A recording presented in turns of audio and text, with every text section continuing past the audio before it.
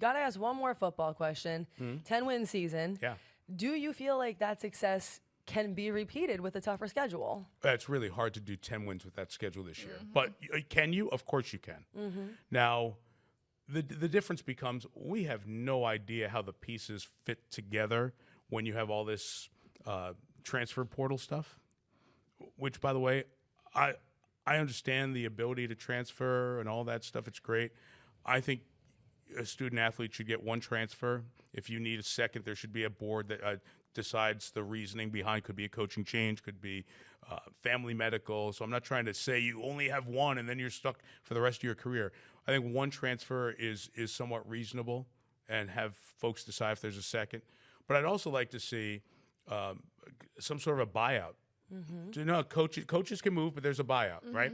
Coach Fran leaves, other coaches leave different places. There's a buyout. You've got to get them out of their contract. Well, I'd like to see, okay, if the player X is at Syracuse and then Penn State wants to come get Trevor Pena, right? Well, there should be a buyout where, okay, you can leave, but the other school's got to pay up. Because that would then limit this ridiculous movement for the best players, because we're only talking about a smaller percentage of the players. So I'd love to see that play out as time goes on. I think with all the transfer portal movement, it's harder to get a sense of what's a team going to look like. Because teams have gone through spring football. Syracuse went through spring football, and guess what? Now there's a guy coming in from Notre Dame, Steve Angeli, who might be the quarterback or will compete for the job, right? So we have no idea. He could have a Kyle McCord year. So you don't know more than ever before. But the schedule is infinitely harder than last year's schedule, and there will be challenges that Syracuse didn't face last year.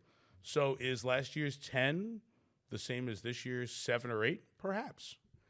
You might see just as good a season, or maybe even a better team with a win or two less. That's okay. That's fine. What the program needs to do is be able to be competitive, and in the opportunistic times, go for a 10-win season, go for an 11-win season. Syracuse isn't too far away from being in the playoff conversation last year, right? Yeah. So it can happen. That was after 1 year.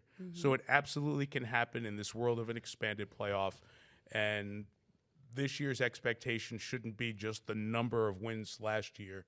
It is the program taking another step forward and building. That's where, at least, that's how I'm going to grade the success / lack of success of the 2025 season.